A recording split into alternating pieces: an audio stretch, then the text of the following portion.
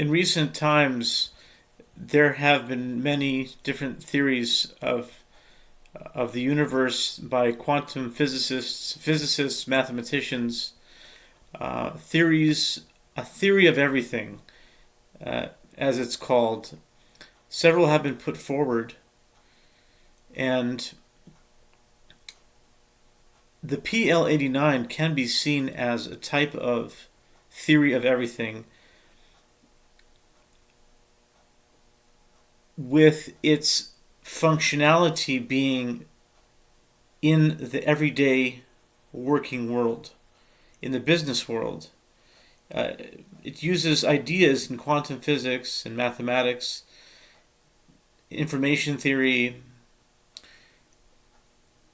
to be practiced in the working world to, as it were, to use the theory of everything to connect everything with the idea that knowing something changes something, and not always does changing something physically change something. The source of tapping into just the big, what I call the big everything, just everything that you can possibly think about, calculate, compute, and be conscious of, is a tool that I have developed called the infinity pi matrix. It really is just pi, and pi is, as it's known, an infinite number, a number that keeps on going on forever. And with that idea, if it could be mapped out in a certain way, any number could be found in pi. And I have been exploring the infinity of pi for about 8 years. Started on around Pi Day of 2015, so it's 8.5 years. And the infinity pi matrix is too many numbers. It's basically pi that's mapped out in 3-digit chunks, like 314, 159, 265, 358, etc. And I mapped out up to 8,460 digits of pi in this format.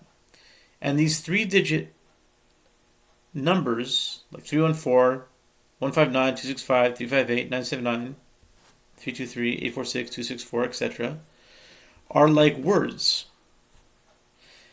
And they can be used in its 6 different combinations or permutations.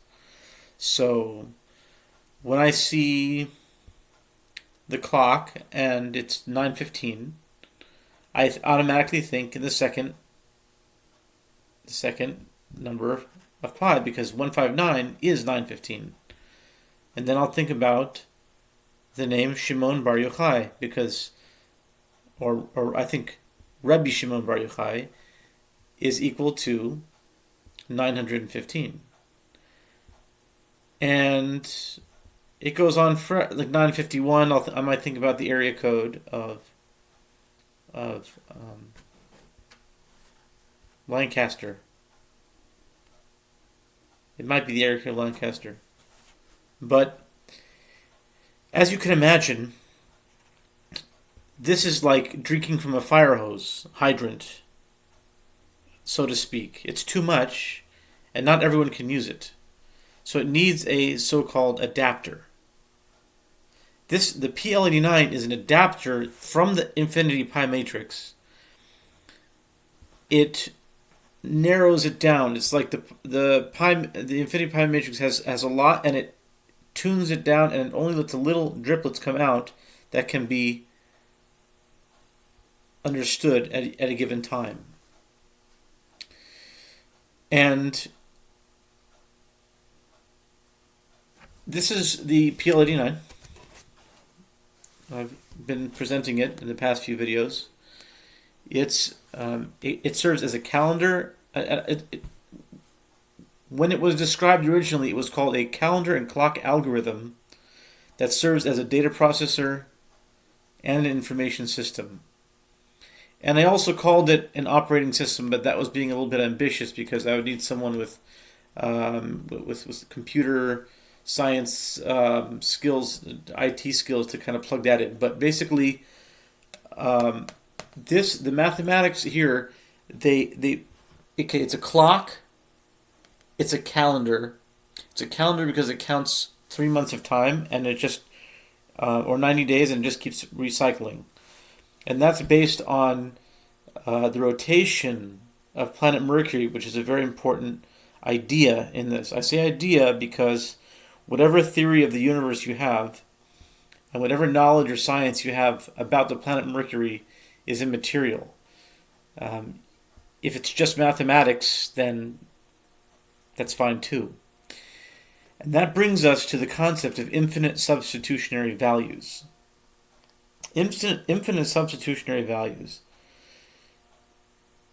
And the idea of something being something else is very important in the philosophy of the PL-89 and the active methodology, the practical usage of the PL-89.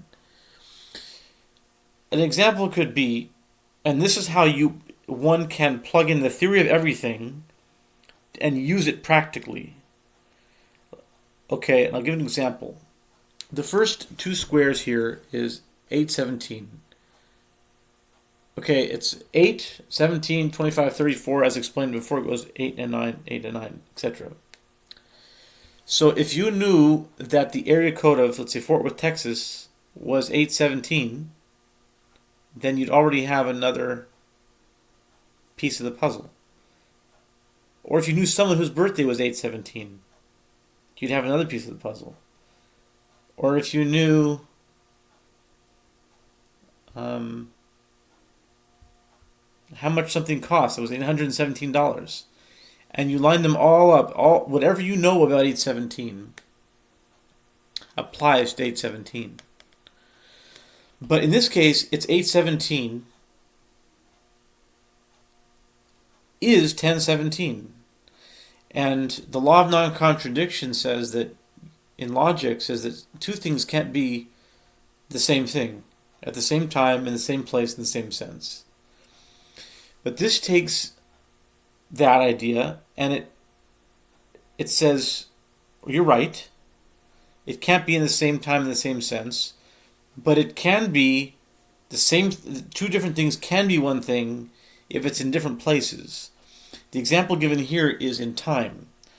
Geographical locations and substitutionary time values. Okay, that's just a fancy way of saying when you're in California and it's 8:17 a.m. and you're in Chicago, it's 10:17 a.m. So it would be correct to say that 8:17 is 10:17 and 10:17 is 8:17.